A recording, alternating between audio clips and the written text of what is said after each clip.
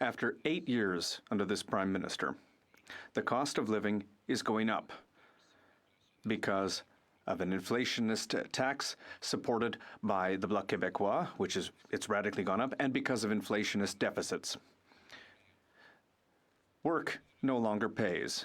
The cost of housing has doubled, and the desperation caused by these policies has caused a crisis of homelessness, drug use, and crime. And that is the record after 8 years under this Prime Minister. Today, we are rising in the House of Commons to discuss the total chaos caused by this Prime Minister in our streets with his changes to bail. He passed Bill C-75, which allows the same criminals who have already been found guilty dozens of times to be freed on bail the same day that they are arrested.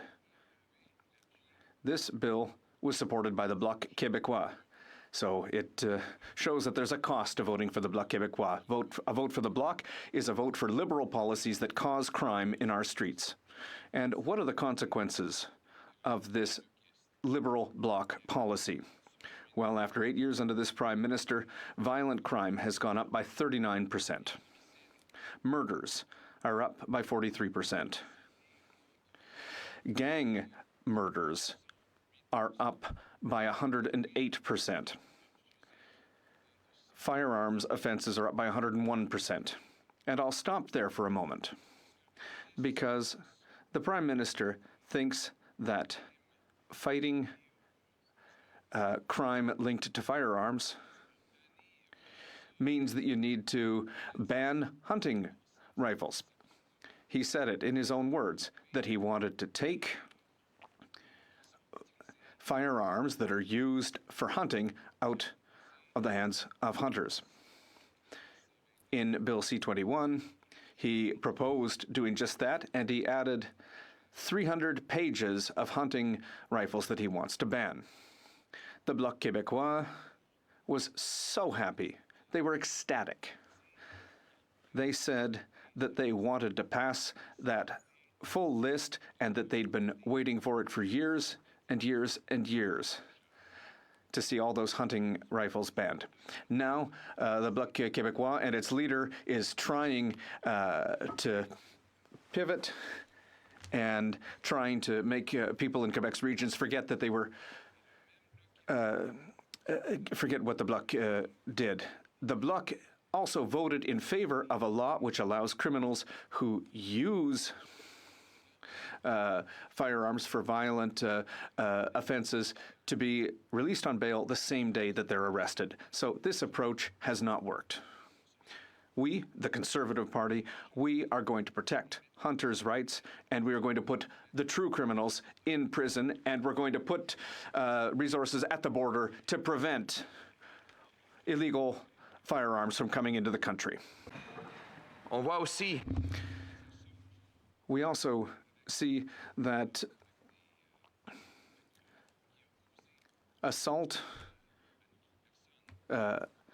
is up by 61%. Sexual offenses against children are up by 126% after 8 years under this Prime Minister. Auto theft is up by 34% after 8 years under this Prime Minister. That is the record of their approach to freeing the most violent criminals while banning hunting rifles. It doesn't work, it doesn't make any sense, and that is why the Conservative Party is the only party in the House of Commons which has the good common sense to oppose these measures and to defend the rights of hunters. We are going to put criminals behind bars, and we are going to protect people who respect our laws. And we know that the Conservative approach is working, because when we were in power, crime rates dropped by 26%. Why? Because we targeted the most violent, the meanest criminals. Reoffenders were sent to prison. and all the other parties said that this was going to cause a huge increase in the prison population. But in fact, the number of prisoners dropped by 4.3%. There were fewer people in prison, and there was less crime on our streets. And at the same time, we were able to eliminate the gun registry to protect our hunters. Our approach worked. Why? Because if we target the most violent criminals and we prevent them from being released on bail to recommit the same crimes, we can protect society. And we can discourage crime at the same time. That approach, based on good common sense, is the approach that we're going to follow when I'll be Prime Minister of Canada. Today before us, we have a bill. Yes, thank you.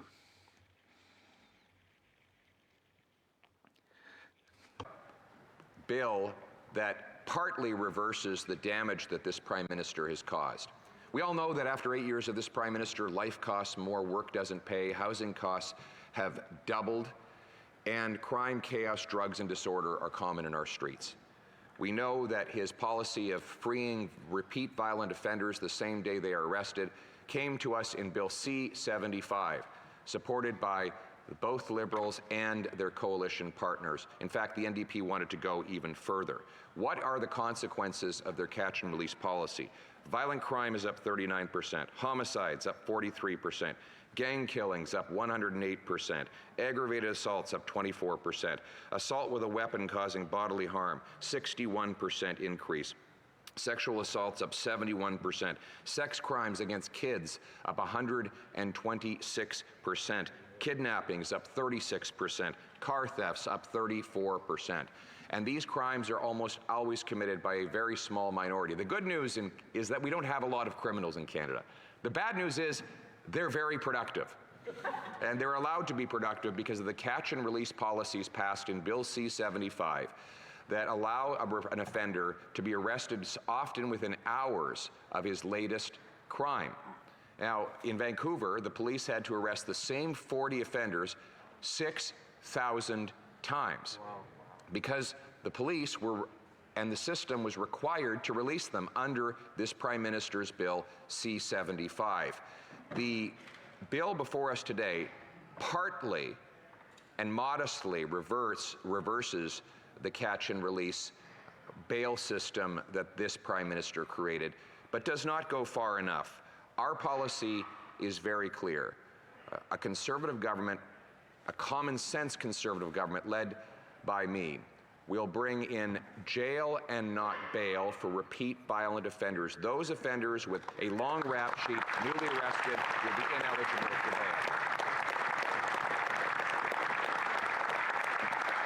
Now, when we brought in policies of this sort under the previous Conservative government, and we not only reduced crime by 25%, we actually reduced incarceration rates. Now, this was against all of the rhetoric of the radical left, who said that we'd have to build mega prisons to accommodate all the criminals.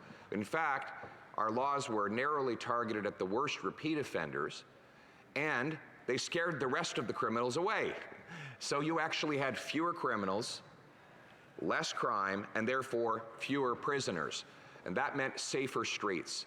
But this Prime Minister has unleashed a crime wave over the last several years. I just was in Whitehorse yesterday, where at Antoinette's restaurant, where the owner told me his restaurant has been robbed 12 times in 18 months, multiple times by the same offender who is released again and again.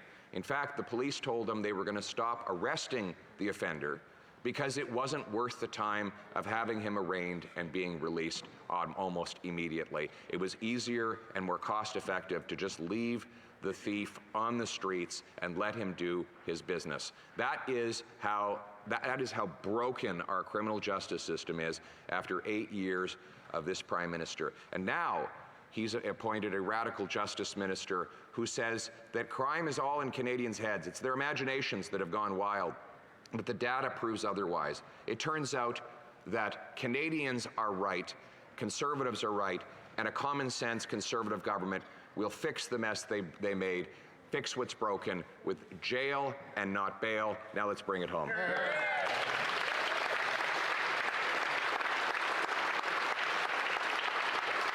Questions and comments? Question commentaire, the Honourable Minister of Justice and Attorney General. Thank you very much, Mr. Speaker, and I thank the Leader of the Opposition for his contribution to today's debate. And what I would say is simply this, that the safety of our communities is a non-negotiable priority, and it can never be partisan. Like parents across this country, I need to know that my sons are safe when they're on their way to school each and every morning. The measures contained in this bill, Bill C-48, are focused on keeping repeat violent offenders off of our streets. We have the support of all law enforcement around the country. We have the support of 13 different provincial and territorial governments, which includes many Conservative governments whom the Leader opposite works with closely. The one Conservative that is missing or equivocating on this issue is the Leader of the Opposition. I want to ask him about a statement he gave to journalists where he said, quote, "We'll pass it this afternoon. In fact, call the minister. Tell him I'm happy to bring back Parliament today. We'll pass bail reform by midnight." Was the Leader of the Opposition being honest when he made that statement? Honourable Leader of the Official Opposition. Yes. In fact, I would have undone the Liberal bail law C-75 the day it was passed 6 years ago. Now, this minister, not only did he go on vacation before addressing bail, he then went on a radio station. He thought that no one would find out about this. And he claimed that we were holding up the reversal of Liberal bail policy. In fact, he was on vacation and he had allowed Parliament to rise without bail reform occurring in the first place. And let's not forget that what little good this bill does is just undoing the damage that his party already did. And finally, I would ask the minister to stand in his place and apologize to Canadians for trying to gaslight them and tell them that rising crime was just a, quote, perception issue. I have just given him all of the data published by his own government, which shows that violent crime has raged out of control after 8 years of this Prime Minister. These are data points, these are facts. Will he admit it and apologize for gaslighting Canadians?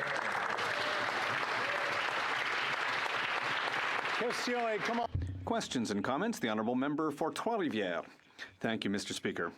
Listen, I believe that through his insinuations, which are destination to mislead the population, the Leader of the Conservative Opposition really doesn't respect Quebec's voters. When he talks about Quebec, he speaks in French. When he speaks in English, he speaks about Canada.